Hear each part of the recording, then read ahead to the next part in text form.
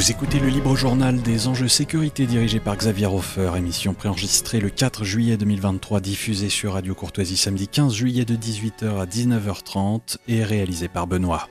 Exceptionnellement, vous ne pourrez pas intervenir au cours de cette émission, mais vos lettres seront les bienvenues. Notez bien notre adresse, Radio Courtoisie 61 boulevard Murat, 75 016, Paris. Bonjour, vous écoutez Enjeux sécurité, émission mensuelle consacrée à tous les aspects de la sécurité intérieure et extérieure, conçue à partir de deux disciplines majeures, la géopolitique et la criminologie. Une émission animée par Xavier Hofer qui l'enregistre en ce mardi 4 juillet car je suis à l'étranger. 4 juillet où nous enregistrons cette émission spéciale consacrée aux émeutes qui secouent et ravagent la France depuis le 28 juin. Je vous rappelle que pour recevoir les fiches cuisine de l'émission Enjeux sécurité, nous publions de loin en loin, 5-6 fois par an peut-être, des fiches un peu détaillées sur tous les aspects chiffrés de ce que nous disons pour éviter que les auditeurs aient à prendre des notes constamment. Donc, ils nous écoutent et s'ils le souhaitent, ils peuvent recevoir des fiches où il y a des détails sur ce que nous disons dans l'émission.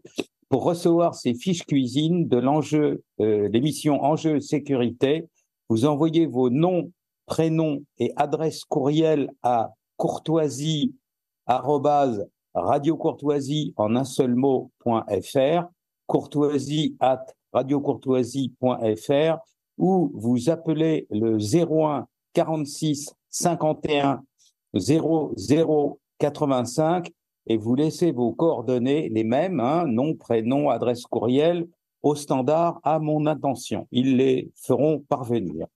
Nous sommes pour l'émission du mois de juillet qui sera diffusée le 15 juillet, la semaine prochaine, et les prochaines émissions d'enjeux sécurité auront lieu le 12 août, toujours donc des samedis, le 12 août, le 9 septembre, le 7 octobre, le 4 novembre, et à titre de cadeau de fin d'année, vous aurez deux enjeux sécurité, les 2 et 30 décembre 2023. À chaque fois, cela se déroule bien sûr sur Radio Courtoisie de 18h à 19h30.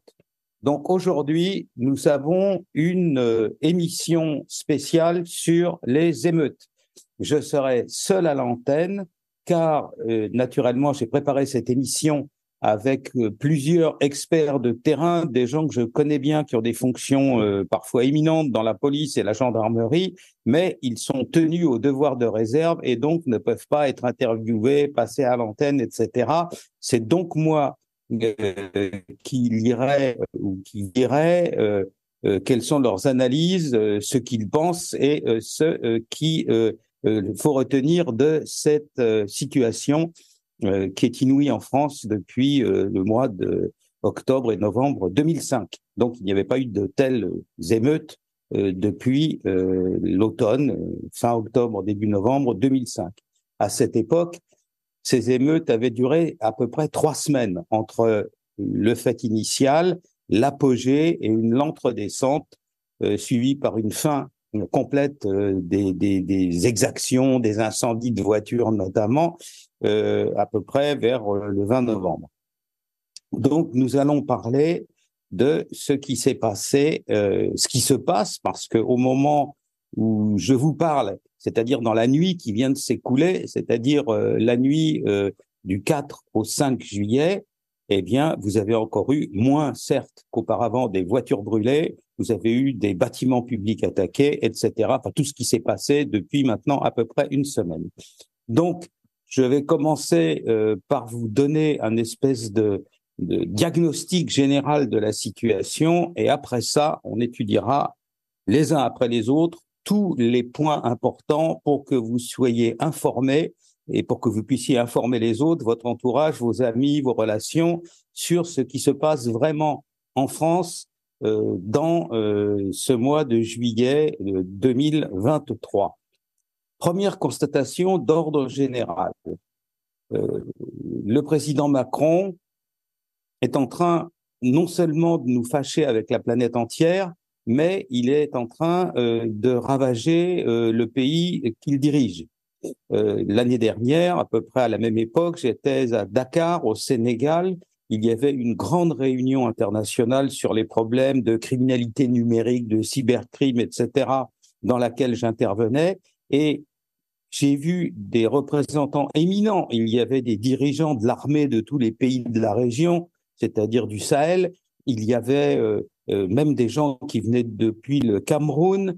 Il y avait des militaires, il y avait des civils, il y avait des ingénieurs en informatique. Et je n'ai entendu que des protestations amères contre le président Macron, contre le fait qu'il méprisait et qu'il avait une attitude arrogante envers tous ses interlocuteurs et qu'il avait tendance à traiter nos amis africains francophones en plus, hein, un peu comme des domestiques. Et tout le monde me racontait l'anecdote, mais vraiment honteuse, d'une réunion qu'avait eue le président Macron au Burkina Faso, et où il était dans une conférence de presse avec le Premier ministre. Dans la salle où se tenait la conférence de presse, il faisait extrêmement chaud. Et à un moment donné, le président Macron s'est adressé au Premier ministre à l'époque du Burkina Faso pour à peu près en ces termes lui dire: dites donc mon vieux, il fait bien chaud, vous pourriez aller réparer l'air conditionné, ça serait quand même pas mal. C'est-à-dire lui parlant au Premier ministre de ce pays comme un domestique. Alors, naturellement, ça a été très mal pris dans toute la région, et il ne faut pas s'étonner si ensuite des pays étrangers, comme par exemple la Russie au Mali, arrivent, et simplement en se conduisant d'une manière plus décente que le président Macron, arrive à se faire des amis et puis finalement à s'imposer. Voilà, donc le contexte général. Nous avons un pouvoir politique dans ce pays qui est à la fois fréquemment arrogant, méprisant, et qui ne semble pas bien avoir compris comment fonctionne le pays qu'il est en train de diriger, et surtout comment la population réagit en certains cas, comment les forces de l'ordre réagissent. Cela, on le voit depuis le début du premier quinquennat de M. Macron, avec l'affaire Benalla. Toute personne en France qui a approché n'importe quel niveau que ce soit de la hiérarchie policière ou de la gendarmerie sait que les instances françaises régaliennes, que ce soit la police, la gendarmerie, que ce soit la justice ou les services spéciaux, toutes ces instances régaliennes éprouvent la détestation la plus viscérale pour les entreprises de barbousage privé. C'est-à-dire quand le chef de l'État se sert d'éléments privés à sa solde pour accomplir en douce des choses qu'il pense impossible de faire réaliser par l'appareil d'État. Même le général de Gaulle s'est cassé les dents là-dessus quand il y a eu, vous savez, peut-être pour le plus mûr d'entre vous, les histoires de kidnapping de gens de l'OAS en Allemagne, etc. Le colonel Arbou avait été ramené en France.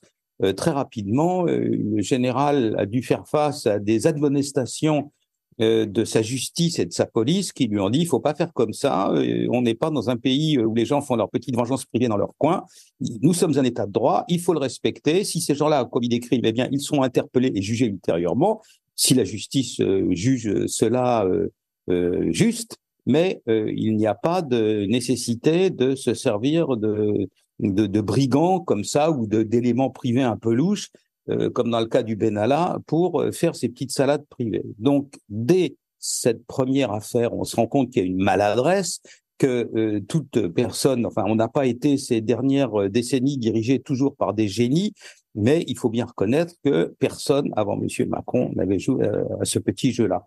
Donc déjà, une mauvaise compréhension. On a eu après ça les provocations qui ont amené à la réaction brutale de ceux qui se sont auto-appelés après ça les gilets jaunes. On attrape les gens dans la rue, on leur dit: t'as qu'à changer de trottoir et tu trouveras du boulot. On leur dit: t'as qu'à t'acheter un costume avant de faire ceci ou cela. On parle de Gaulois réfractaires et tout. Alors à la fin, eh bien, il y a des gens qui ne le supportent pas et qui cassent tout. Donc, d'abord, on a eu les gilets jaunes.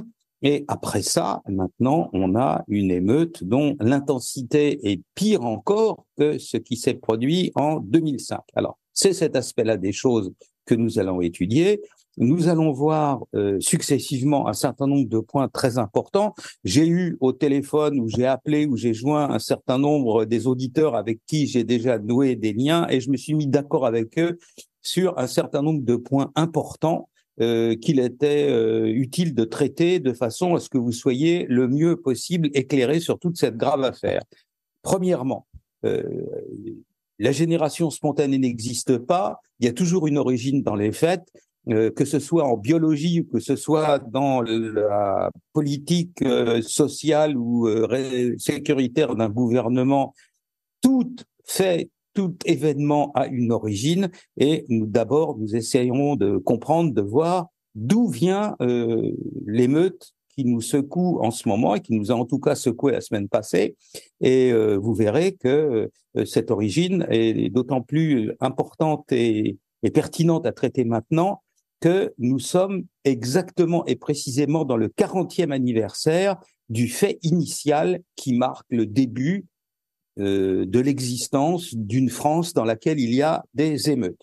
Cet 40e anniversaire, c'est la visite qu'a fait en 1983 le président Mitterrand dans déjà un quartier hors contrôle qui était le quartier des Minguettes à Vénissieux, dans lequel déjà, entre 1980 et 1983, le président Mitterrand s'est rendu aux Minguettes à l'été 1983, mais dès 81, vous aviez là-bas des actions, des émeutes, des révoltes contre la police ou autres, bien entendu à plus petite échelle que maintenant. Là aussi, on verra pourquoi.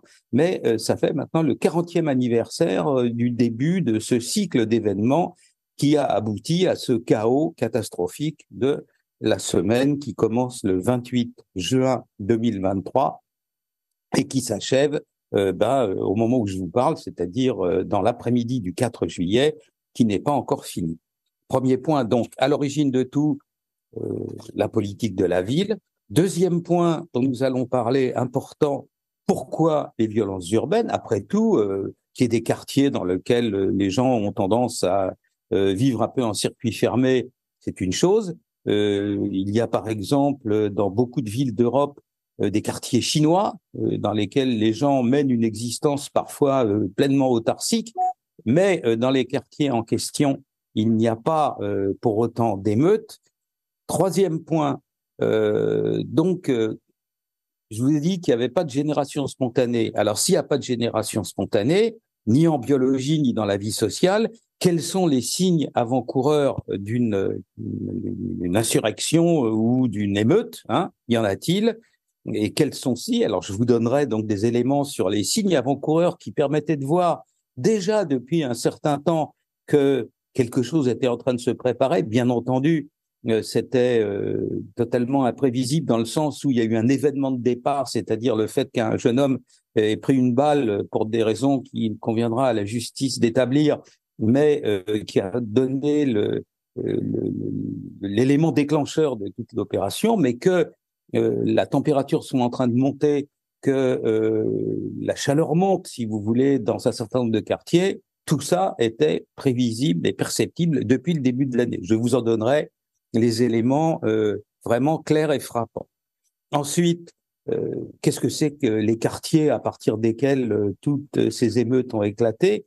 Vous avez remarqué que ça part toujours des mêmes endroits, qu'il y a des lieux dans lesquels régulièrement, d'ailleurs toute l'année, toute la France, l'année dernière, des émeutes à bas bruit, à petite échelle, c'est-à-dire un seul quartier et quelques dizaines d'individus, pas plus, s'en prenant à des patrouilles de police, à des gendarmes, à des pompiers, enfin tout ce qui représente l'autorité. L'année dernière, en France, c'est-à-dire en 2022, de tels actes, ici ou là, dans la France métropolitaine, il y en a eu à peu près 2 jours sur 3, c'est-à-dire que un tiers des 365 jours de l'année 2022 ont été hors ces genres de petites émeutes ou de petits bouleversements à l'échelle d'un quartier, mais que 2 jours sur 3, il y a eu de tels actes. Ensuite de quoi, autre point important, que veulent les émeutiers? Que veulent-ils? Que cherchent-ils? S'agit-il d'une insurrection où les individus en question, coalisés, disposant d'un état-major ou d'une société secrète ou de réseaux clandestins voudraient s'emparer du pouvoir. Non, on le verra, mais alors, que veulent-ils? Enfin, ce qui est important, c'est après avoir vu où ça se passait, qui était en cause, comment ça avait démarré, si c'était nouveau ou si c'était ancien, quelle était l'histoire de tout ça, et il faut s'intéresser ensuite à ce que fait le ministère de l'Intérieur et sur ce qu'il le fait et comment il le fait. Et là, on verra aussi qu'il y a beaucoup à dire. Donc, voilà notre programme, ce dont nous allons parler aujourd'hui.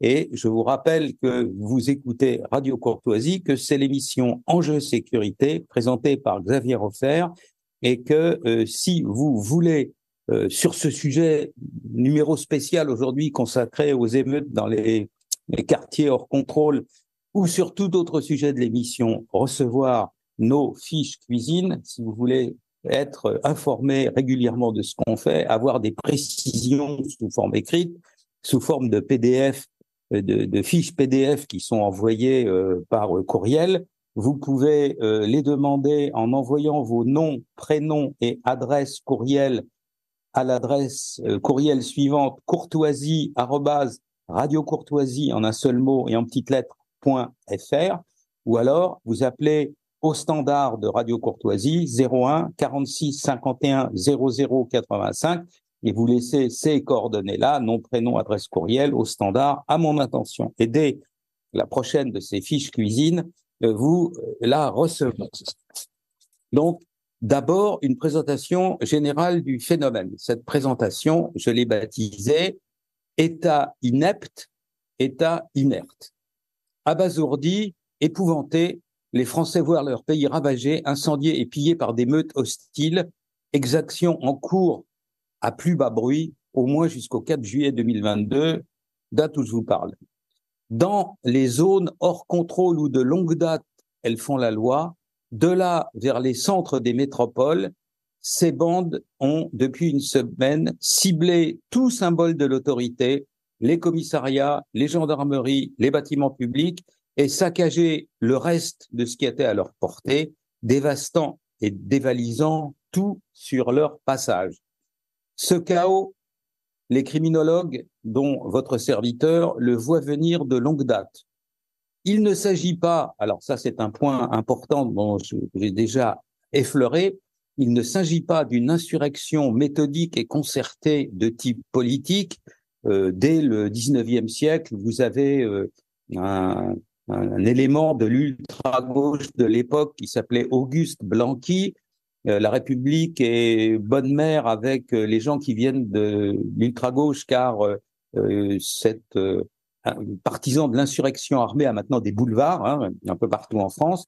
Donc, Auguste Blanqui a écrit au 19e siècle un manuel qui traitait de l'insurrection armée, qui s'appelait, le titre était fort beau et fort noble, Instruction pour une prise d'armes.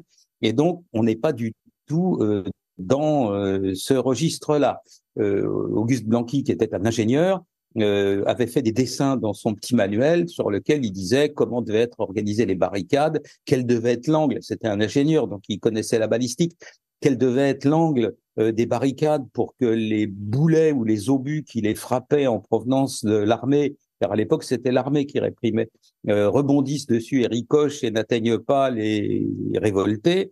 Et donc, ultérieurement, dans le début du XXe siècle, vous avez eu d'autres textes consacrés à l'insurrection armée politique, dont les écrits militaires, parce que pour lui, c'était une insurrection militaire de Mao Tse-tung. Donc, il parlait d'une phase de guérilla généralisée dans laquelle les forces coalisées de la Révolution s'unissent pour frapper au centre de l'État, c'est-à-dire sortent des périphéries des métropoles et attaquent le centre des métropoles. Ça n'est pas du tout ça dont on parle. Il n'y a pas d'état-major secret et c'est quelque chose de beaucoup plus diffus, de beaucoup plus réactif et accompagné par quelque chose qui ressemble à un effet d'aubaine, c'est-à-dire que aux gens qui pensent être, qui sont sincèrement indignés par la mort du jeune Naël, se joignent des gens qui pillent des boutiques à droite et à gauche, dans un objectif qui n'est pas du tout de vengeance pour un frère, mais qui relève plutôt de l'enrichissement personnel. Donc, Dans le cas qui nous occupe, l'émeute qui est en cours depuis maintenant une semaine, elle est spontanée, c'est-à-dire qu'un événement la déclenche. Si le jeune Naël n'avait pas été tué le jour dit et à l'heure dite, et s'il avait été tué mais n'avait pas fait partie de la masse importante de la jeunesse issue de l'immigration, qui en l'occurrence est à peu près la seule à avoir bougé en France, à part quelques anarchistes, eh bien, l'émeute en question aurait éclaté 3 semaines après pour un autre prétexte, ou peut-être pas du tout. Donc, il s'agit d'une émeute spontanée qui se propage de quartier en quartier et qui affecte, donc qui mobilise des individus agrégés en meute. La criminologie fait une différence à peu près comment dire, affirmer une différence réelle entre ce que c'est qu'un gang ou une bande ou un groupe terroriste et une meute. Une meute, elle n'est pas mobilisée, elle n'est pas organisée en permanence.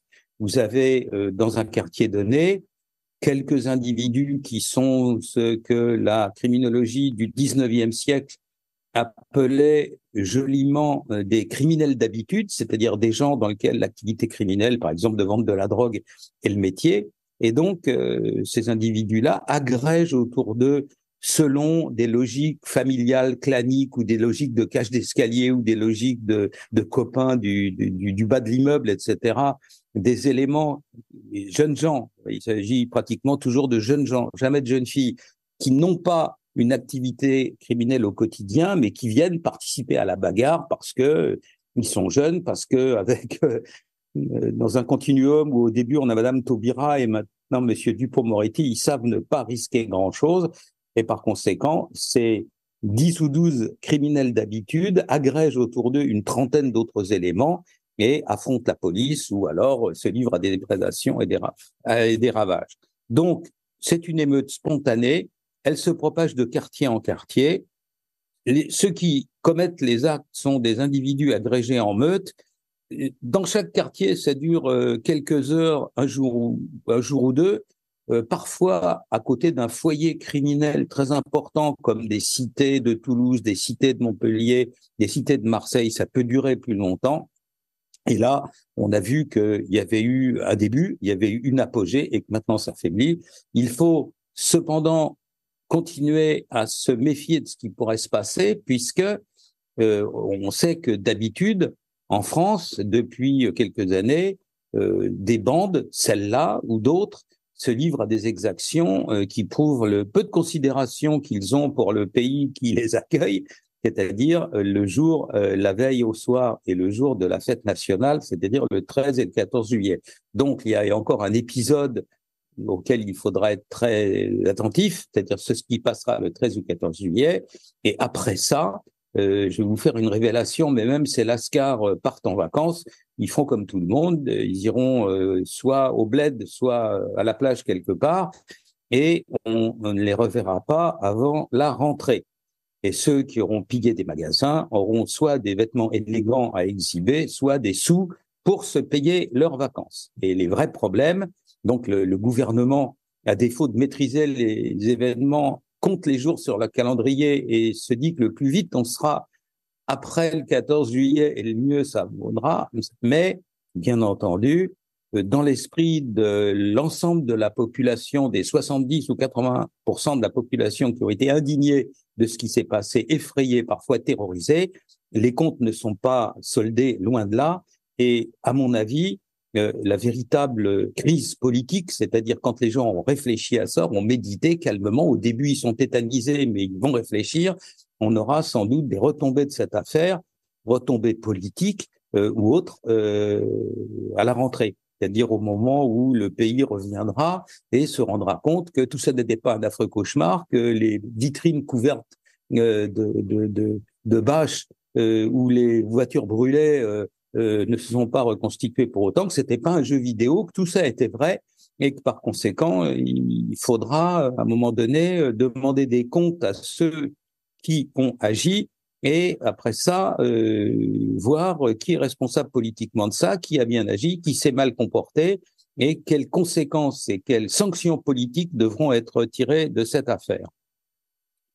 Donc, notons qu'il y a quand même une différence importante avec 2005, c'est qu'en 2005, il y avait eu une ville où pourtant les quartiers hors contrôle ne manquent pas, où rien ne s'était passé, où pratiquement pas une voiture n'avait brûlé. En 2005, c'était à Marseille. Pourquoi à Marseille? Pourquoi ce comportement angélique? Non pas par amour de la patrie ou par souhait de se comporter en citoyen productif, mais parce que les quartiers nord de Marseille, c'est-à-dire le 14e, 15e, 16e arrondissement, abritent des dizaines, pratiquement 60 ou 70 supermarchés de la drogue, que ces supermarchés de la drogue rapportent aux caïds qui les dirigent des fortunes. Alors des fortunes, il faut être précis. Un des coupe-gorge là les plus célèbres de Marseille, parce qu'il y a eu des homicides en quantité depuis 2022 et jusqu'au premier semestre de 2023, c'est-à-dire maintenant. Cette cité hors contrôle qui s'appelle la Paternelle, un week-end de vente de stupéfiants, du cannabis, de la cocaïne, etc., rapporte, selon l'analyse des policiers spécialisés dans le renseignement criminel de Marseille, un week-end, c'est-à-dire entre la nuit, parce que ça se fait surtout la nuit, en fin d'après-midi, le soir et la nuit, un week-end de vente de stupéfiants sur le supermarché de la drogue de La Paternelle, où il y a 3 secteurs dans ce quartier où la drogue est vendue, même pas sous le manteau, mais au vu et au su de tout le monde. Donc, un week-end de vente de drogue, c'est 100 000 euros. Donc, vous voyez qu'il y a 52 week-ends dans l'année. Et puis, même si ça rapporte moins dans la semaine, ça rapporte quand même un peu de sous. Donc, vous voyez qu'il ne s'agit pas d'enjeux raisonnables et qu'à la fin de l'année, on parle par milliards d'euros à l'échelle de la France pour ces trafics-là. Bien entendu, l'argent de ces trafics est fort inégalement partagé, c'est-à-dire les petits qui sont dans la rue pour surveiller, qui sont dans la rue pour vendre les petites doses de drogue et puis pour alimenter les points de drogue et faire la logistique entre l'endroit où la drogue est cachée et l'endroit où elle est vendue. Ceux-là, on les miette, mais les gros poissons, comme on dit, ceux qui vivent quelque part dans le Golfe ou quelque part au Maghreb, la plupart du temps, ou entre les deux, gagnent des centaines de millions par an, centaines de millions d'euros. Simplement un seul chiffre pour vous persuader qu'il s'agit de trafics massifs et même colossaux. En 2022, l'année 2022, un des 2 grands ports où s'importe la cocaïne en Europe, la cocaïne c'est la drogue à la mode en ce moment et elle dépasse maintenant largement le showbiz, la mode et tous les milieux qui vivent la nuit pour aller vers la société bourgeoise. Donc l'année dernière, sur le seul port d'Anvers, qui est celui où l'on saisit le plus de cocaïne en Europe, il s'en est saisi 110 tonnes. 110 tonnes, c'est-à-dire 110 000 kilos. Eh bien, si au lieu d'être saisis par les douanes ou la police, les 110 tonnes en question avaient été vendues dans la rue au prix de la vente de détail, ces 110 tonnes auraient représenté la somme faramineuse de 5 milliards d'euros. Bien entendu que si 110 tonnes ont été capturées, saisies dans le seul port d'Anvers, Rotterdam à côté, qui est aussi un gros port de destination pour la cocaïne livrée depuis l'Amérique latine en 2022, le port de Rotterdam, c'était 52 tonnes, mais vous vous rendez bien compte que ça, c'est ce qu'on saisit. Alors, comme les douaniers nous disent que, ouais, ils saisissent à peu près 10-15% de ce qui passe, ça signifie que dans les 2 cas, des centaines de tonnes, des centaines de milliers de kilos de cocaïne ont été livrés à bon port, puisqu'elles n'ont pas été saisies, et que, naturellement, les narcos, ceux de Marseille ou d'ailleurs, revendent une partie de cette drogue. La particularité de la cocaïne, c'est qu'elle enrichit les gens formidablement et très vite. Si vous êtes un caïd de la drogue, si vous disposez de lieux pour vendre la cocaïne et si vous disposez des équipes pour protéger la vente, des équipes pour faire la logistique, tout ce que je vous ai raconté avant, et si vous faites 3 ou 4 voyages en Amérique latine sans se faire prendre, bien entendu, au bout de 4 ou 5 ans, vous êtes milliardaire. Donc, ça enrichit 1000 fois plus que le cannabis et même que l'héroïne et que les stupéfiants chimiques, la cocaïne.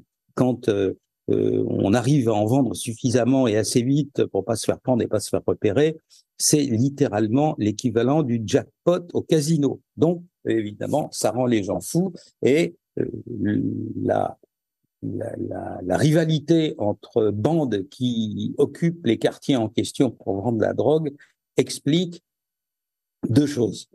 La première d'ordre général et la deuxième qui nous ramène directement à notre affaire de ce jour.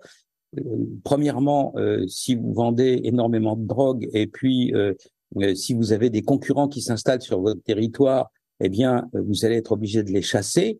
Le milieu criminel a pour principale caractéristique d'être, au sens strict du terme, hors la loi.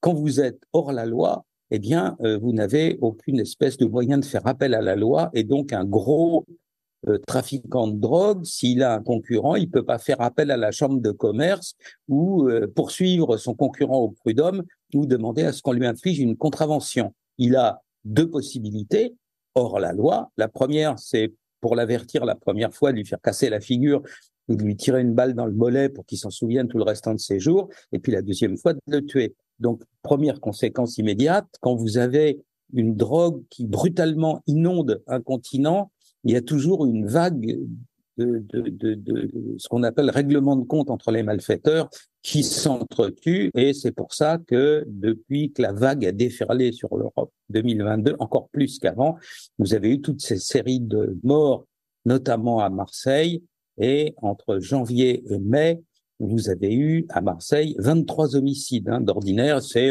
30 par an, et là, rien que les 5 premiers mois de l'année, vous en avez déjà 23.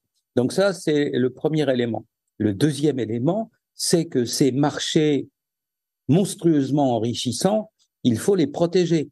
Donc, quand des gamins vont expliquer au caïd du coin que le petit Naël a été tué et qu'il faut le venger, le caïd dit « vous allez me faire le plaisir de faire vos sottises ailleurs et pas devant mon point de drogue, autrement ça va mal se finir ». Mal se finir, comme je viens de vous l'expliquer, c'est généralement assez durablement fatal. C'est-à-dire, c'est d'abord la balle dans la jambe qui peut vous laisser infirme, et puis deuxièmement l'assassinat.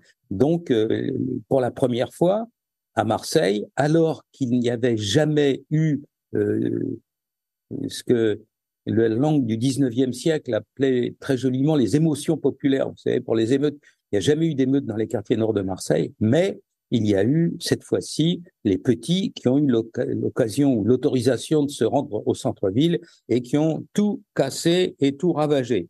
Donc, on voit bien que la logique derrière toutes ces affaires, même quand il s'agit de bandits, elle est criminelle et elle n'est pas justicière ou émotionnellement fraternelle envers les frères issus des mêmes quartiers que vous, car voilà quoi. Donc, la défense et la vengeance des frères, ça va un moment, mais la protection du business criminel, c'est à 100%. On le voit à Marseille, il n'y a pas eu une voiture d'égratigné dans les quartiers nord, là où la drogue se vend.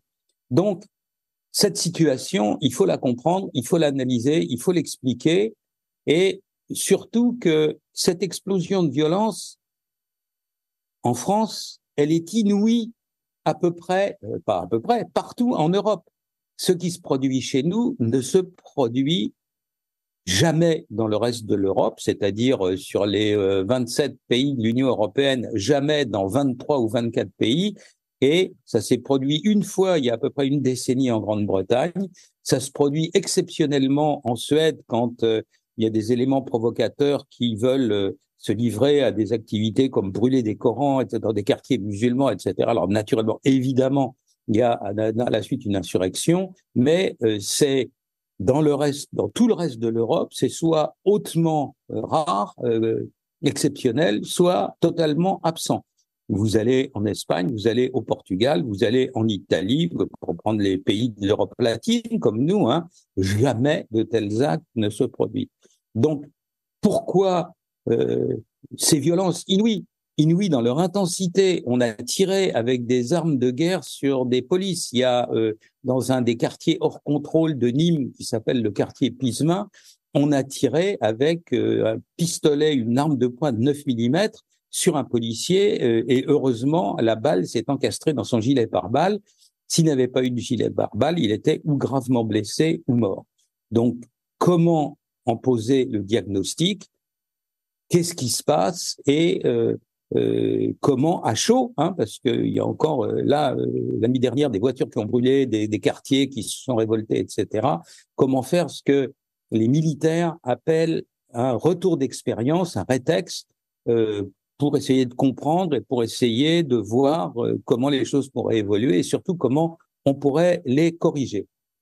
Donc pour ce faire, nous allons faire un voyage dans le temps. Nous allons remonter à août 1983, donc à quelques semaines près, voilà 40 ans, où le président Mitterrand a visité la cité des Minguettes à Vénissieux, après déjà une agitation communautaire dans des quartiers à forte population immigrée. Le quartier des Minguettes à Vénissieux est un quartier à forte population immigrée dans la périphérie lyonnaise. Donc, que représentait le quartier des Minguettes à Vénissieux? Il était caractéristique d'une situation où, pendant les 30 Glorieuses, mais essentiellement pendant les années 60 et 70, la France a fait entrer sur son territoire, a autorisé à entrer sur son territoire des gens, essentiellement des hommes, qui devaient travailler dans des usines à ce moment-là, en plein développement, en plein boom. C'est pas pour rien que cette période s'est appelée les 30 Glorieuses. Les gens qui sont arrivés, ils sont arrivés dans quelle France? Quelle était la situation de la France à ce moment-là? Vous aviez deux sortes de lieux dans lesquels habitaient à l'époque les Français. Vous aviez les villes et les campagnes. Vous voyez que mon analyse n'est pas d'une bouleversante originalité. Quand vous habitez pas à la ville, vous habitez à la campagne et vice-versa. Mais quelle était la situation? Dans la France de 60-70, le centre des villes grouillait de policiers, vous en aviez partout. La campagne profonde grouillait de gendarmes. Ils étaient bien implantés à ce moment-là, ils avaient proportionnellement plus de moyens et plus de facilité d'agir. Et entre les deux, c'est-à-dire dans la zone intermédiaire entre la ville et la campagne, c'est-à-dire dans les banlieues, dans le deuxième cercle autour du centre des villes, on a installé là-dedans les populations immigrées, car le mètre carré il coûtait pas cher, qu'on pouvait y faire bâtir aisément des bâtiments parce que le terrain était disponible à des prix très bas, et donc on a installé cette population-là. Qu'a-t-on fait ensuite? Eh bien, dans les années 60 et 70, cette population a été oubliée. Elle a été laissée à elle-même. Elle a été laissée à elle-même alors qu'elle était composée de gens qui, très souvent en toute bonne foi, pas toujours, mais souvent en toute bonne foi, ignoraient tout des us et coutumes et des mœurs du pays où ils étaient amenés à résider, où ils allaient faire venir leurs femmes, faire leurs enfants, etc. Donc, au lieu de les encadrer, au lieu de leur donner des éléments sur la vie en société dans la France telle qu'elle existe séculairement, on les a laissés. Et donc, la population de ces quartiers est restée à peu près livrée à elle-même. Elle habitait dans des quartiers où il n'y a eu aucun transfert des forces de sécurité. Il y avait, par exemple, j'avais fait une grosse étude là-dessus il y a une dizaine d'années, et à l'époque, c'est-à-dire tout à fait au début du XXIe siècle, parce que les statistiques remontaient à la période 2000-2010, vous aviez à Paris 100 policiers par 100 000 habitants, et vous aviez dans la grande couronne, au lieu d'avoir 100 policiers par 100 000 habitants, vous en aviez 5 fois moins. Pourquoi? Alors que la quantité d'infractions commises dans la périphérie, vous savez, de Val d'Oise, etc., Essonne Yvelines était exactement analogue, voire pire parfois qu'à Paris. Mais Paris, c'est le siège du pouvoir, donc il y a toujours eu beaucoup de policiers. Il aurait donc fallu transférer une partie des forces régaliennes, c'est-à-dire des institutions sécurisant et protégeant la population et l'État, vers des territoires où on avait implanté des masses de gens en grand nombre, pour la plupart d'ailleurs venus de l'immigration. Et ça n'a pas été fait. Pourquoi? C'est déjà un tort majeur du ministère de l'Intérieur. Vous aviez au ministère de l'Intérieur depuis des décennies une espèce de cogestion entre le ministre de l'Intérieur et les syndicats de police. Et les syndicats de police disaient que ça les amusait pas trop et que ça les intéressait pas trop de déménager pour aller s'installer dans les banlieues, etc. Et donc c'était bien comme ça et qu'on allait toucher à rien. Donc, une fois de plus, que ce soit vis-à-vis des habitants de ces quartiers ou vis-à-vis de la police, les dirigeants de la Ve République qui, après le départ du général de Gaulle, se sont en général comportés de façon plutôt lâche, ont dit, bon, bah, très bien, alors on touchera à rien. Il faut reconnaître ce qui est juste. Le seul qui a reconnu la gravité de la situation en disant qu'il y avait des zones où il n'y avait absolument pas de police. Songez que dans les années 60 et 70, peut-être 50% de la population française a changé d'emplacement, de lieu de vie sur le territoire français. Ceux qui venaient de la campagne profonde et qui allaient vers la périphérie des villes pour travailler en usine, etc. Et puis, les habitants aisés du centre-ville qui trouvaient à l'époque, c'était avant Malraux, hein, donc les villes étaient sombres, elles étaient polluées, etc., encore plus que maintenant.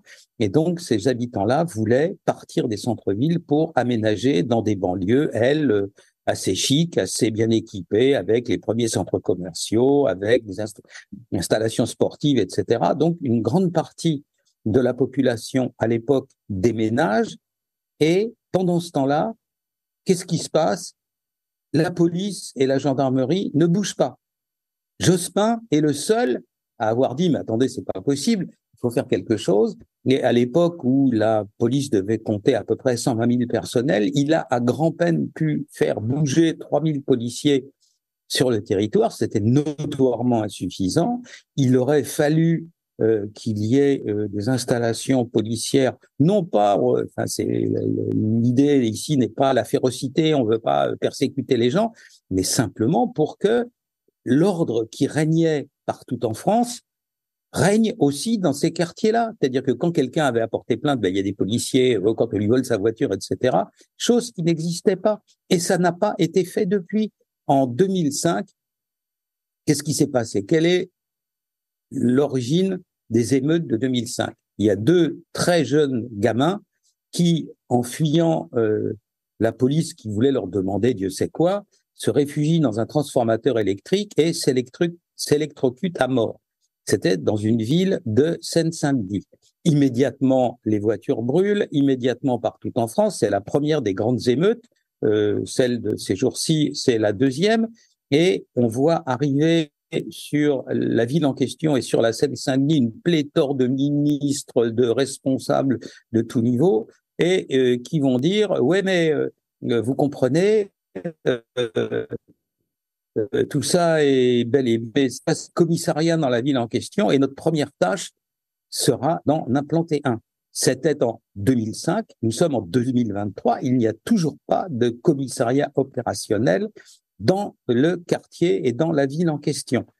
Que se passe-t-il? Nous sommes dirigés par des gens qui ont un peu de mal à taper sur la table, et puis une fois que la crise est passée dans sa forme la plus brutale, ils ont tendance à tout oublier, à balayer la poussière sous le tapis, et ont pris le seigneur en arrosant les quartiers en question de prébendes et de subventions diverses. On espère que ça pètera pas avant la fin du quinquennat. Alors, c'est l'espoir naturellement de M. Macron, comme les autres, depuis le début de son mandat. Pour son premier quinquennat, c'était plutôt réussi. Il avait réussi à faire en sorte que les choses se passent sans insurrection brutale. Et maintenant, naturellement, c'est raté parce que la maladresse, l'impéritie dans la manière dont on traite ce genre de situations qui sont fréquentes de plus en plus en France, l'impréparation et l'abandon même des personnels de base du ministère de l'Intérieur fait que ça lui a explosé à la figure. Donc voilà ce qui se passe. À un moment donné, vous avez des quartiers qui sont abandonnés. Ça forme des espèces de cocottes minutes où il y a toutes sortes de raisons d'être mécontent et parfois à juste titre. Et à la suite de quoi, il y a un acte qui sert de déclencheur et tout explose à la figure du gouvernement. Donc, quel est le point sur lequel on est à l'heure actuelle confronté? Il y a 40 ans, c'était le début d'une situation à la suite de laquelle on a inventé quelque chose pour corriger le tir, pour essayer de faire en sorte que les choses s'améliorent et que ce qui s'était passé au Minguettes en 1983 n'advienne plus jamais. Proposition qui aujourd'hui, au vu de ce qui se passe en 2023, est quand même plutôt risible. Donc, on a instauré quelque chose qui s'appelle la politique de la ville. Et depuis lors, dans une manifestation sidérante de gâtisme administratif, tous les gouvernements de la Ve République ont repris sans y changer un iota. Vous avez, Giscard arrive au pouvoir, il change rien. Mitterrand arrive au pouvoir, au contraire, il rajoute. Après ça, Chirac ne change rien, Sarkozy, etc. Et donc, dans la période récente, Monsieur Fillon n'a rien changé de plus en matière de politique de la ville que les autres. Donc, qu'est-ce que c'est que cette politique de la ville? Eh bien, depuis le départ, ce que les criminologues se tuent à dire depuis autant d'années, l'âge aidant, on finit par avoir un peu de bouteille sur ces affaires-là. Dès l'origine, cette politique de la ville est fondée sur une conception entièrement erronée. Alors, cette conception, la voilà. Des populations souffrant du racisme vivent dans un habitat indigne, relogeons-les mieux, payons des associations pour renforcer leur estime de soi, c'est-à-dire mais non, tout va pas si mal, vous êtes heureux, regardez, la vie est belle, inondons-les de subventions diverses, ainsi nous aurons acheté la paix sociale et tout ira bien. Donc, quelle est l'idée originale sur laquelle se fonde toute cette politique? C'est une idée qui n'est pas spécialement de gauche, mais qu'on doit à l'origine, en tout cas en France, à Victor Hugo. L'idée bourgeoise hugolienne, séduisante mais entièrement fausse, comme quoi c'est la misère qui génère le crime. Alors vous avez des quartiers qui sont effectivement un peu décrépits, là-dedans vous avez des bandits, et l'idée consiste à dire on va bien les loger, et donc après ça, ils reviendront dans le droit commun, ils se conduiront bien, et voilà. Donc à force de régénérer les quartiers en question, vers 2020, j'avais fait le calcul, l'Agence nationale de renouvellement urbain, l'ANRU, pour régénérer les quartiers dans la périphérie des villes, avait déjà, que ce soit des crédits publics ou des crédits régionaux ou des crédits privés, dépensé à peu près 100 milliards d'euros. Et donc, mais c'est à peine une boutade. Je disais à l'époque que bientôt, la France, à défaut d'autres succès, pourra entrer dans le livre Guinness des records comme ayant dans toute l'Europe les bandits les mieux logés. Voilà, donc c'est ça. On a arrosé ces quartiers-là d'argent et naturellement, on n'y a pas du tout fait régner l'ordre. Alors, bien entendu, dans ces quartiers-là, quand on ne fait pas régner l'ordre, eh bien, le désordre règne. Quand je parle du fait qu'on les a arrosés d'argent, récemment, il y a 1 an ou 2, il y a eu des fusillades, naturellement, encore plus nombreuses que d'habitude à Grenoble, dans un quartier de Grenoble. Et à l'époque, le maire écolo a pleurniché, mais je ne comprends pas pourquoi ces gens-là se révoltent, et il a énuméré la liste des prestations et des bienfaits sociaux qui amélioraient la vie du quartier. Alors, piscine, alors centre sportif, alors bibliothèque, alors médiathèque, alors dispensaire, alors lieu où on vous aide à remplir vos documents officiels quand vous n'êtes pas bien informé, etc. Alors, cours de ceci, cours de cela, salle de gymnastique et tout. Il y avait dans ce quartier des parcs et jardins. Donc, on ne peut pas dire que c'est des taudis et qu'on est dans la banlieue de Mogadiscio. Et donc, tout ça avait été saccagé et mis à feu et à sang par les petits lascars locaux, encouragés par les dealers, parce qu'une fois qu'on a tout cassé, le préfet convoque le commissaire de police et lui dit « Ah, mon vieux, vous allez me faire le plaisir, là, il y a des élections dans 6 mois, donc retournez pas trop là-bas. » Et ainsi, les malfaiteurs ont gagné parce qu'ils peuvent y vendre leur drogue ou y faire tout leur petit trafic sans être dérangés. Voilà donc ce que c'est que la politique de la ville.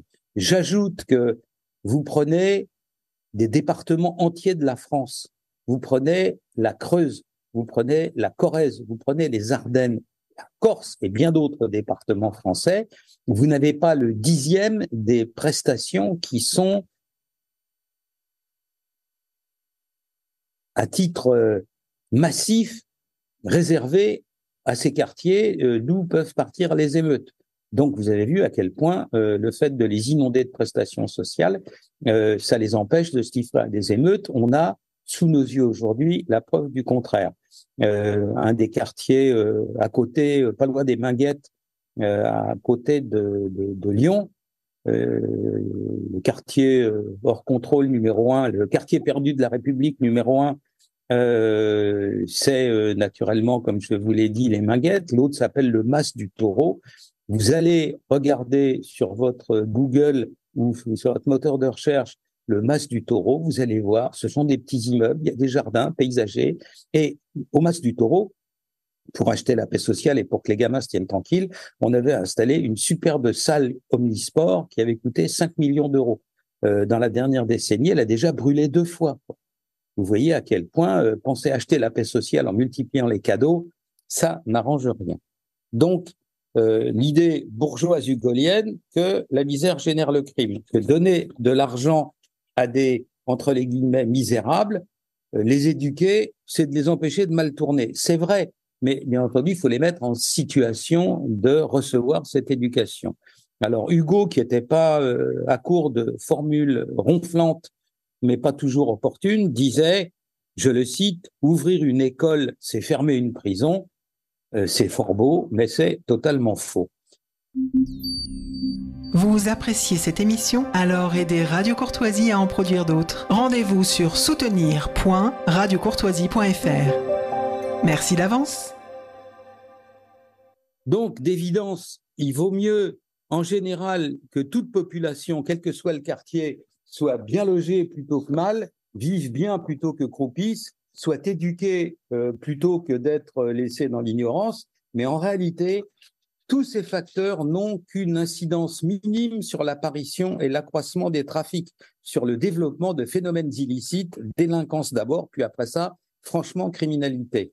Car ce qu'il faut comprendre, et c'est ce que la Ve République ne comprend pas, s'acharne à ne pas comprendre depuis 40 ans, c'est que la population générale, qui est la cible de toutes les intentions et actions bienveillantes et positives dans ces quartiers, d'un côté, et le terreau des bandes et gangs qui vendent de la drogue, qui pillent et qui s'entretuent de l'autre dans ces quartiers, que ces deux populations ne vivent pas sur la même planète. Et améliorer le niveau de vie de la population générale de ces quartiers, ce qui est bon en soi. Ces gens ont le droit de vivre décemment. En pensant ainsi calmer les autres, c'est-à-dire ceux qui pillent et qui vendent de la drogue et qui s'entretuent, ceux qui sont lancés dans les émeutes présentes, est vain et sans effet. Nous ne vivons pas sous cloche. Il y a eu des tentatives de cet ordre partout dans le monde d'acheter la paix sociale en donnant un cadre de vie agréable à des voyous. Eh bien, partout au monde, ça a échoué. Sinon, que voient les Français de leurs yeux?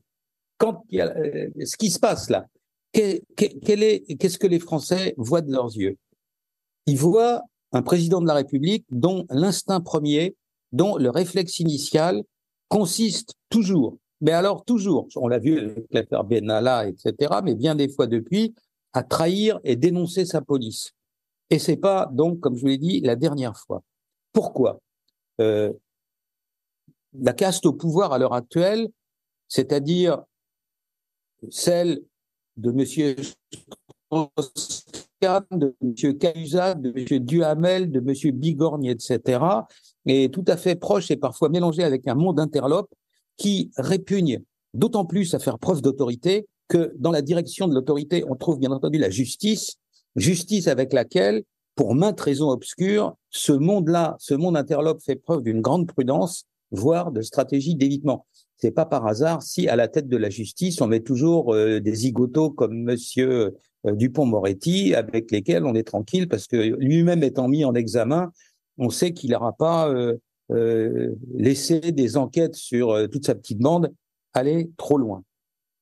Donc, voilà au niveau de la présidence et puis des ministres. Une première ministre, Madame Borne, ahurie et tétanisée, balbutiant devant des micros quelques banalités avant d'aller disparaître dans le décor et se cacher à Matignon. On a un ministère de l'Intérieur qui est quasi aveugle et sourd.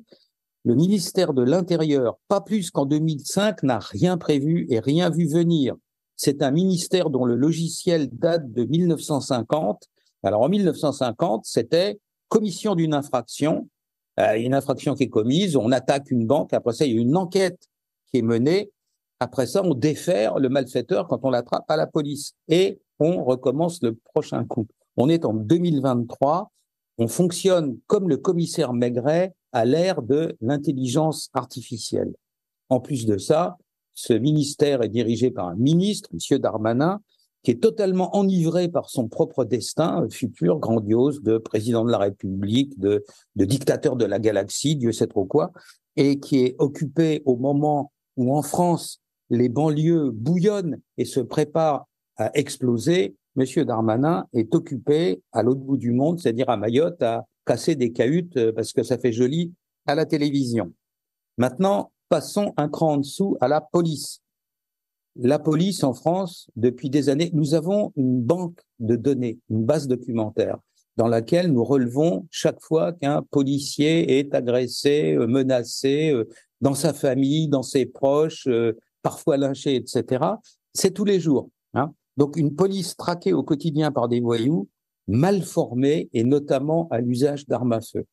Je peux vous dire savamment, puisque je fais partie d'un club de tir sportif depuis 25 ans, qu'une arme à feu, c'est un fauve.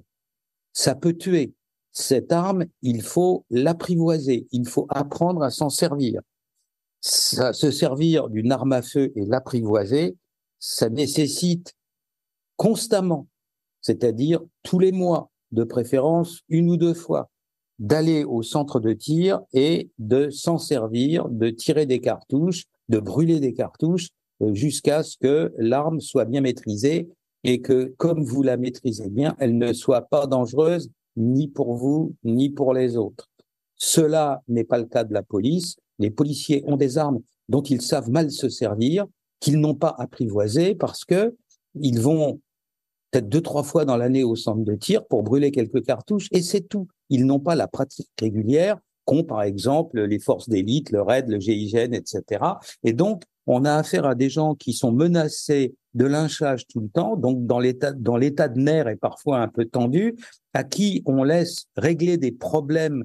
On va voir que ces problèmes sont énormes et sont fréquents sans qu'ils aient le calme nécessaire, ce qu'on appelle dans l'armée le calme des vieilles troupes, pour régler ces problèmes-là sans qu'un drame arrive. Alors, je ne sais pas si ce qui a été dit sur l'assassinat, la mort, l'accident ou quoi que ce soit entre les deux du jeune Naël est vrai, ou en tout cas la justice est là, elle est à l'œuvre et elle tranchera, mais en tout cas, mieux il y a une certitude, mieux un policier sait se servir de son arme, ou un gendarme ou qui que ce soit. Les gendarmes, c'est quand même plus professionnel.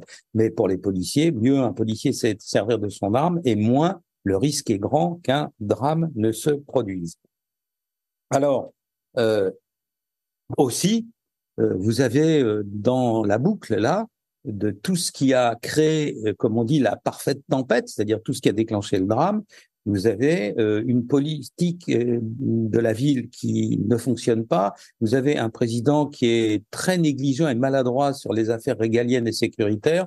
Vous avez un ministère de l'Intérieur qui court péniblement après les événements une fois qu'ils sont lancés depuis quelques jours. Et vous avez les médias du système.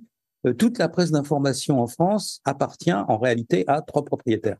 l'État français, la télé et la radio d'État, et puis vous avez les radios et les télés de M. Niel et de M. Drahi qui sont inondés de subventions pour, disons, ne pas être trop méchants avec les gens qui les payent. Il y a un proverbe italien qui dit c'est celui qui paye l'orchestre qui choisit la musique. Eh bien, on est un peu dans ce registre-là.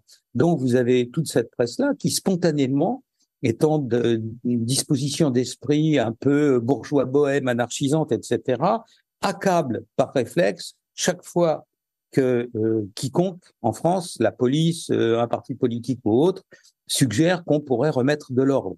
Vous avez encore vu récemment combien des syndicats de police qui se font tirer dessus tous les soirs, jeter des cocktails Molotov, avaient parlé un peu fermement de remettre de l'ordre dans le bazar et puis d'avaient parlé de horde de sauvages.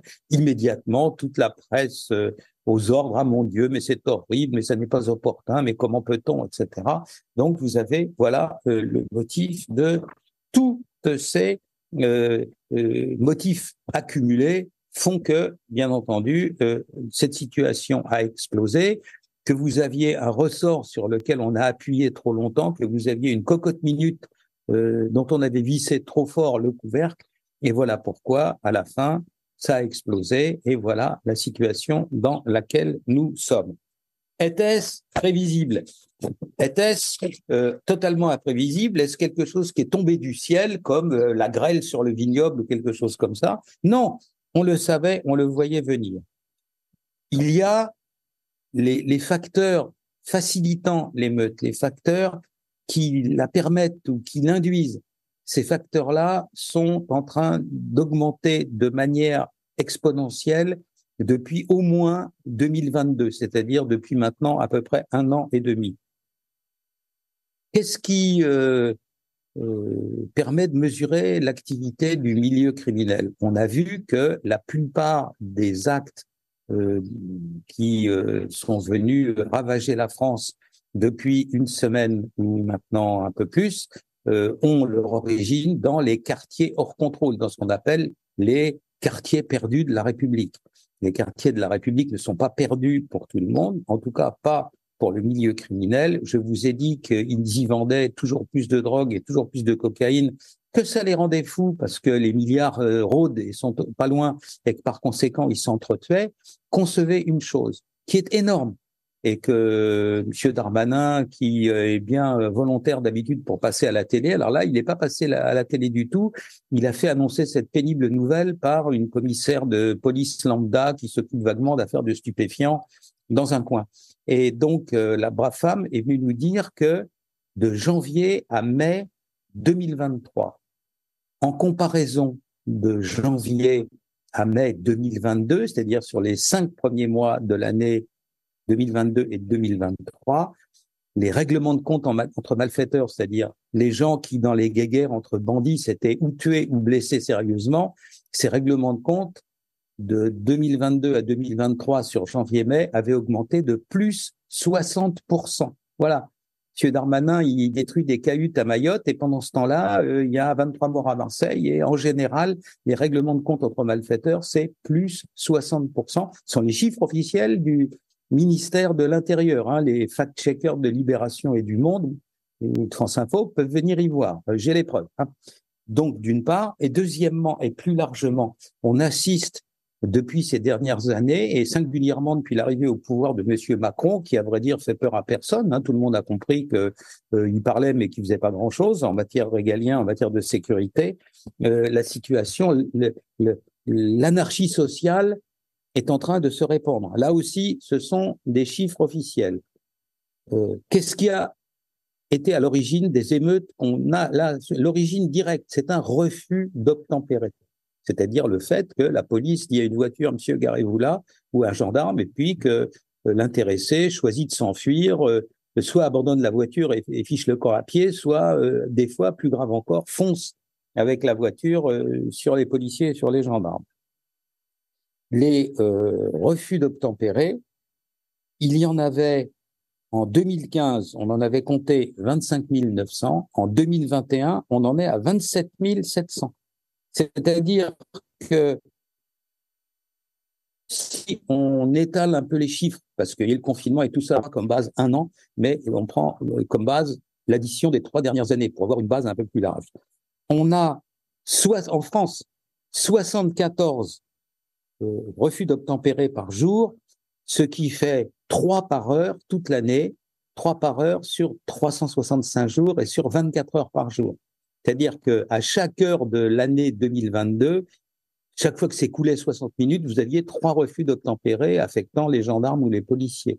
Et que, naturellement, ça a fortement augmenté en France depuis 2015. Ça augmente un peu plus chaque année. Alors, il y a des creux, naturellement, dans les moments où il y a eu des confinements, où les gens restaient chez eux, ils ne pouvaient pas prendre leur voiture et refuser d'obtempérer, mais la pente générale est celle d'une forte augmentation. Plus grave encore, parce que là, on est dans les dizaines de milliers, on est 25 000, 27 000, mais on va aller maintenant vers quelque chose de beaucoup plus grave et qui peut avoir des conséquences gravissimes pour, on le voit tous les jours, pour la santé ou pour la vie de nos concitoyens. Ce sont les conducteurs qui conduisent sans permis de conduire, c'est-à-dire ils prennent une voiture. Naël, là, il avait 17 ans, il n'avait naturellement pas le permis parce que ça fait 18 ans, et donc il fait partie de cette quantité immense de gens qui conduisent sans permis. On en est, alors le gouvernement français se précipite pas pour publier les chiffres quand ils vont pas très bien dans le sens d'une amélioration, mais les derniers chiffres, ça date de 2019, encore, ce sont des chiffres officiels. Vous avez en 2019 une estimation du bureau du ministère de l'Intérieur qui s'occupe de la sécurité de la voie publique, enfin de la sécurité de la circulation, et il estime en 2019 le nombre de gens conduisant sans permis dans les rues de la France et les routes de France à 770 000. Vu la manière dont les choses évoluent dans d'autres domaines qui touchent à l'insécurité grandissante, au moment où je vous parle, on en est facilement à 800 000. Plus, autre catégorie qui contribue à l'anarchie sociale, c'est les gens qui ont ou n'ont pas leur permis de conduire, mais qui roulent dans un véhicule non assuré. Entre 2017 et 2022, le nombre d'individus étant convaincus au moment de leur arrestation de ne pas avoir d'assurance et ayant provoqué un dommage ou un accident corporel, entre 2017 et 2022, le nombre de ces individus-là a augmenté de 44%. Vous voyez, Monsieur Macron arrive et puis depuis, les gens disent « ouais, bon, ça va, hein, j'ai pas besoin de m'embêter ». Surtout quand ils sont dans des quartiers où la police est quand même rarement présente. Eh bien, pourquoi m'embêter à avoir mon permis de conduire ? Alors, je m'appelle Naël et je conduis une Mercedes alors que j'ai 17 ans. Et pour d'autres, dans les quartiers en question, mais ailleurs aussi, hein, vous avez 44% d'augmentation de tout ce qui concerne les cas où il y a eu A, découverte d'un individu sans assurance, non assuré, et B, ayant été impliqué dans un accident où il y a eu des dommages corporels. Vous voyez que ces affaires-là sont quand même assez impressionnantes et qu'on est dans une ambiance où les choses se délitent.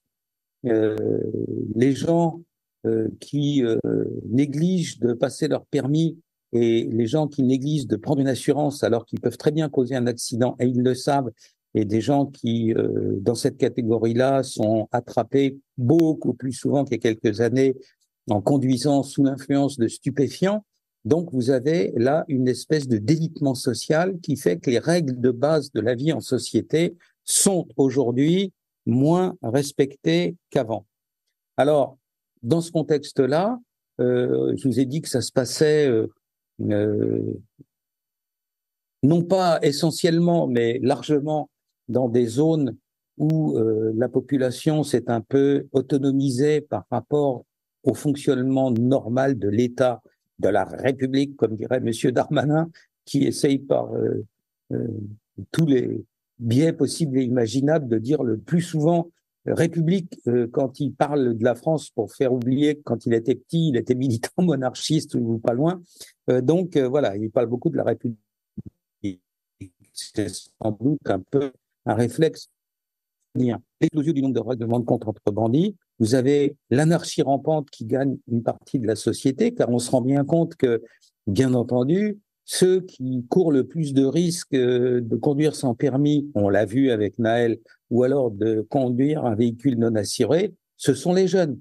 Et les jeunes entrent dans une logique qui consiste à tenir à peu près pour négligeable toutes les injonctions qui viennent de l'appareil d'État, qui viennent d'un Monsieur Macron qui fait joujou avec Monsieur Benalla pour des trucs un peu douteux, et un Dupond-Moretti qui est lui-même chargé de faire respecter la loi en France en étant mis en examen. Donc voilà la situation telle qu'elle est.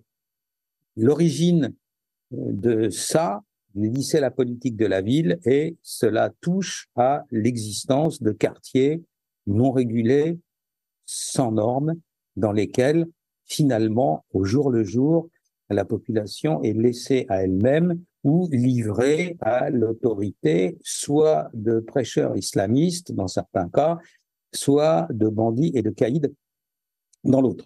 Je vais vous donner de tout ça un certain nombre de preuves. En vous donnant l'origine de ma connaissance de ces phénomènes. Voilà un certain nombre d'années, mais bien entendu, ça n'a pas changé depuis, sauf pour aller dans le sens de l'aggravation. J'ai eu une de mes étudiantes algériennes qui était devenue professeure à la fac de droit, chargée de cours à l'université de Ben Aknoun à Alger. Et comme elle fait partie d'une famille laïque, elle avait été menacée à plusieurs reprises par les islamistes qui, en gros, ne voulaient pas de bien, voulaient la chasser de l'université, etc. Elle décide de se réfugier pendant un moment en France et elle me demande de l'aider à trouver un job pour s'occuper et puis pour gagner un peu d'argent pendant qu'elle était en France et avant de retourner, une fois que la situation se sera calmée, en Algérie.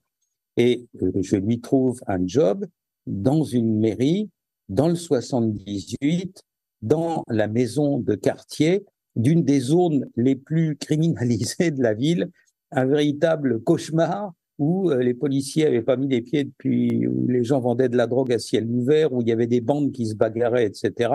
Bref, les Minguettes en Technicolor, sauf que c'était dans le 78, c'était dans les Yvelines.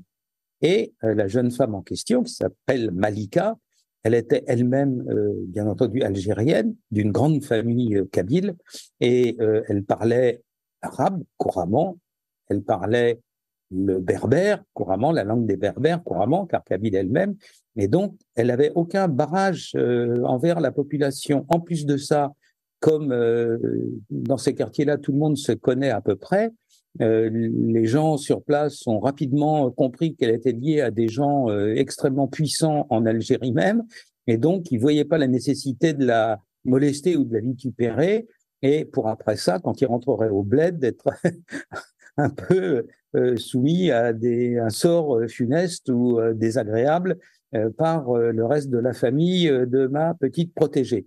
Donc, elle a pu tenir sa maison de quartier pendant 6 mois et voir de près quelle était de l'intérieur la situation de ces quartiers. D'abord, il y a des lascars qui vendent de la drogue, qui se livrent à des petits trafics, etc. Puis il y a leurs parents. Les parents sont épouvantés par le comportement de leurs enfants, n'y comprennent rien, n'ont aucune capacité de les empêcher de mal tourner puisqu'ils sont eux-mêmes un peu loin de toute la pratique de la vie en société. Et ces gens-là sont arrivés du bled, ils parlaient à moitié le français, et donc ils vivent entre eux assez repliés, et ils savent simplement pas quoi faire. Une fois, ma copine Malika me cite le cas d'une famille où un gamin venait de se faire renvoyer de l'école pour avoir, je sais pas, sorti un couteau en classe ou quelque chose comme ça, et les parents viennent la voir parce qu'ils étaient d'un village qui était pas loin du sien à l'origine en Algérie, et ils disent, mais Malika, qu'est-ce qui se passe? Et alors elle dit, mais ils avaient une lettre qu'ils ne savaient pas lire parce qu'ils étaient illettrés. Ils disaient, voilà, on a reçu la lettre en question. Alors la lettre disait, inconduite, grave, conseil de classe, viré, etc. Et Malika leur lit, et les parents étaient abasourdis parce que quand la lettre était arrivée, ils avaient confié la lettre au grand frère, et le grand frère avait dit, ouais, il a été récompensé à l'école, il a été félicité, il va très bien, c'est une lettre de félicitations. Comment voulez-vous qu'il vérifie? cette situation-là, elle se produit en France à des milliers de cas par an. En plus de ça, les petits en question, à l'époque, il y avait le GIA en Algérie et puis il y avait Bin Laden. Donc, il jouait à l'Intifada, il jouait à Bin Laden, etc. Et puis, Malika me dit un jour en riant, tes petits Bin Laden, ils sont pas sérieux parce que ils jouent au kéfir en disant oh, Bin Laden, il est trop cool. Et puis après ça, ils viennent chez moi se cacher pendant le Ramadan pour fumer dans mon bureau parce qu'ils savent que personne ne les dénoncera. Alors elle dit, je ne sache pas que Bin Laden ou les chefs de l'islamisme armé algérien allaient se cacher pour fumer dans les toilettes. Donc ils sont un peu bidons, tes islamistes, là, tes petits jeunes. Et voilà, on vit dans une situation où il y a des gens qui savent ni lire ni écrire. Les gamins regardent que les séries à la télévision parce qu'ils lisent pas très bien non plus. Alors ils ont des influences qui leur passent par la tête. Et puis quand ils voient qu'il y a une insurrection, ils se précipitent dans la rue. Tout ce que disait Monsieur Borloo n'était pas sot. Il faudrait énormément faire pour encadrer, donner envie à ces gens-là d'avoir un sort, comment dire, plus noble que celui de devenir vendeur de drogue et se faire flinguer dans une bataille entre gangs. Mais naturellement, cela ne peut se faire, cela ne se fera que dans des quartiers qui auront été mis en ordre. Un enfant de 4 ans comprend que si on lui dit je vais te donner des sous et puis tu vas les mettre dans un compte sur une banque et on lui demande à ce moment-là s'il a envie de mettre ça dans une banque dans laquelle on tire des coups de pistolet dans le plafond, il ira dire ah ben non parce que c'est pas l'endroit si je mets mes sous là-bas, je préférerais les récupérer. Pareil. Donc il y a eu dans cette histoire de politique de la ville un dramatique contresens, c'est-à-dire qu'on a inondé ces quartiers-là de tout ce qui était possible et imaginable pour que les gens se tiennent tranquilles, sans, dans un premier temps, y remettre de l'ordre. Y remettre de l'ordre, ça ne signifie pas y instaurer un régime comme celui de M. Kim Jong-un en Corée du Nord ou celui de M. Staline dans la défunte Union soviétique. Ça signifie simplement que ces quartiers-là soient dans le même état de paix sociale que le reste de la France, ni plus ni moins. Je cite constamment une citation d'un livre de Raymond Aron qui, dans les années 1990, a défini une bonne fois pour toutes et de manière géniale quel était le métier des gens qui dirigeaient un État-nation, donc de monsieur Macron et de son équipe. Leur job, c'est simple, c'est de faire en sorte que le pays dont ils aient la responsabilité, la France, soit respecté à l'extérieur, en paix à l'intérieur. C'est ni l'un ni l'autre. On se fait foutre dehors de partout en Afrique. On a choisi dans ces histoires de guerre très confuses d'ailleurs et pas vraiment ressemblantes dans la réalité des choses à ce qu'on voit sur BFM, des guerres entre l'Ukraine et la Russie. On a choisi de se précipiter à la botte des Américains, dont on sait très bien qu'après avoir fichu le camp du Vietnam, après avoir fichu le camp de Somalie, après avoir fichu le camp d'Afghanistan, un jour, ils ficheront le camp d'Ukraine, et donc qui aura à éponger le lait renversé et à payer les dettes sur place, ben ça sera nous, hein, l'Europe, l'Union européenne. On héritera d'une espèce d'Ukraine du Sud, comme il y a eu la Corée du Sud ou le Vietnam du Nord, etc. Un truc à peu près coupé en deux, dans lequel il faudra payer les dettes de l'État croupion jusqu'à l'éternité des temps. Et maintenant, en France, on a des gens dont la maladresse est telle que ils ne savent pas faire en sorte d'empêcher de déclencher des événements graves comme l'insurrection, l'émeute, appelons ça comme on veut, qu'on a vu. Et puis deuxièmement, ils savent pas la prévoir et en fin de compte, ils font pas grand-chose pour l'arrêter. C'est-à-dire que bien entendu, les arrestations qu'on nous annonce tous les jours, elles sont largement factices. Quand vous habitez dans une cité du 9-3, le fait de se faire mettre un bracelet électronique autour de la cheville, c'est pas un drame, c'est un honneur. Les lascars dans les cités, qui sont généralement habillés en survêtement, quand il y en a qui ont des bracelets électroniques, ils soulèvent la jambe du pantalon de survêtement là où il y a le bracelet électronique pour bien montrer à tout le monde que c'est des durs, des vrais, et que c'est pas des petits gentils et qu'ils ont déjà eu affaire à la justice. Donc si c'est ça les sanctions après une émeute, dont les ravages sont terribles. Le patron du MEDEF a parlé déjà d'1 milliard d'euros de dégâts avant qu'on sache où il y a eu, et alors que ça continue encore. Donc, vous avez définitivement un problème de maintien de l'ordre de la part du gouvernement.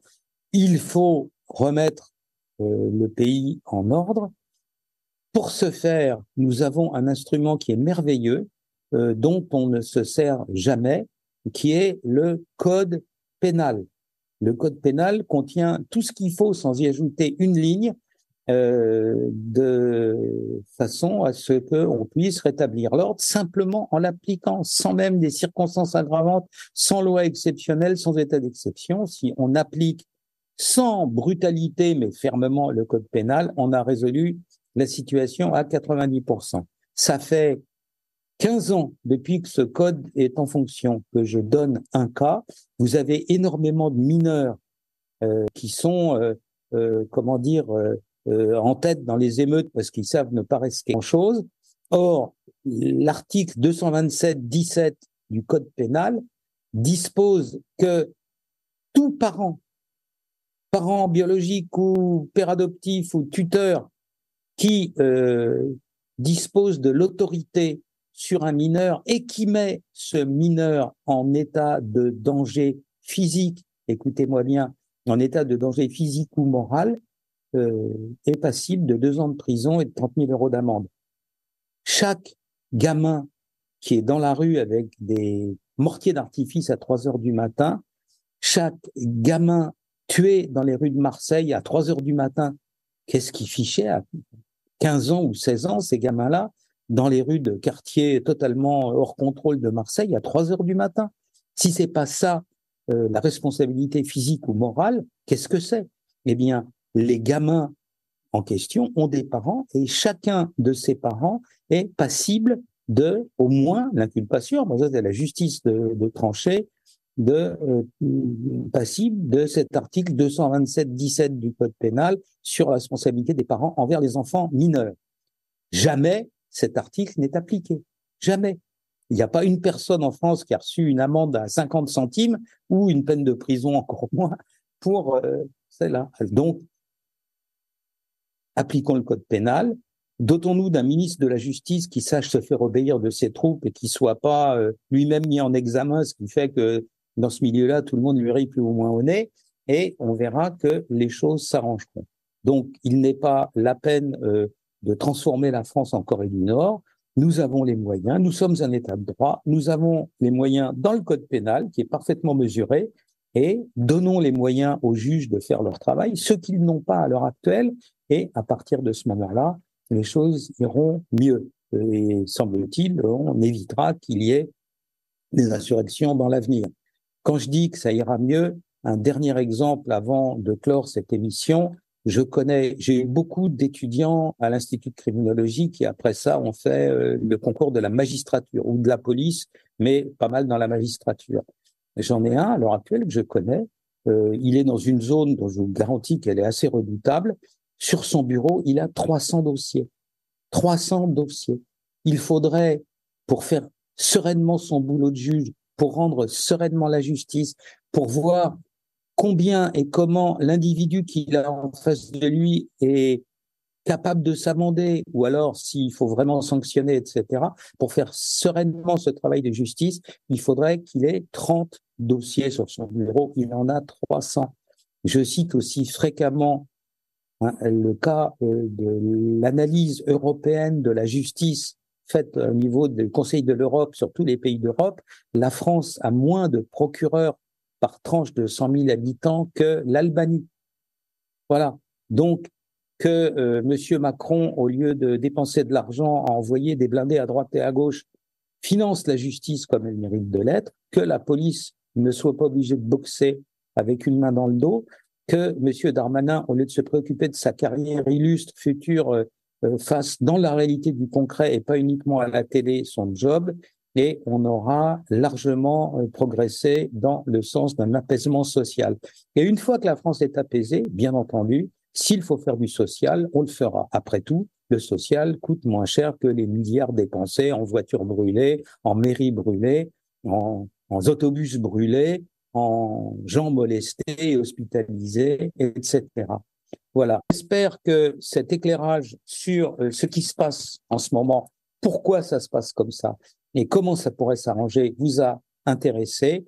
Envoyez-moi des mails, je vous ai dit courtoisie@radiocourtoisie.com ou écrivez ou téléphonez à Radio Courtoisie et dans l'avenir, nous vous enverrons des éléments complémentaires à ces émissions. Je vous rappelle que la prochaine aura lieu le 12 août et que là, elle se passera dans des circonstances normales avec des invités, etc. Mais là, c'était un peu une situation d'exception. Je vous souhaite une bonne fin de mois de juillet et à bientôt.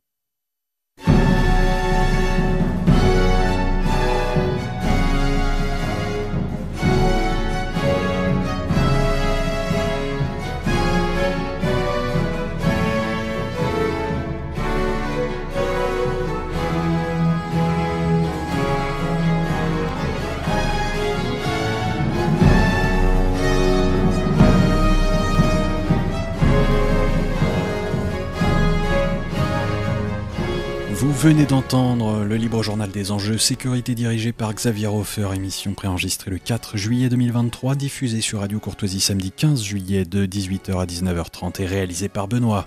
N'oubliez pas que Radio Courtoisie est une radio culturelle associative. Afin de sauvegarder une indépendance absolue, Radio Courtoisie refuse toute ressource publicitaire. Radio Courtoisie ne vit que grâce à ses auditeurs. Aidez-nous à demeurer libres. Rendez-vous sur soutenir.radiocourtoisie.fr et accédez à l'ensemble de nos archives à partir de 5 € par an.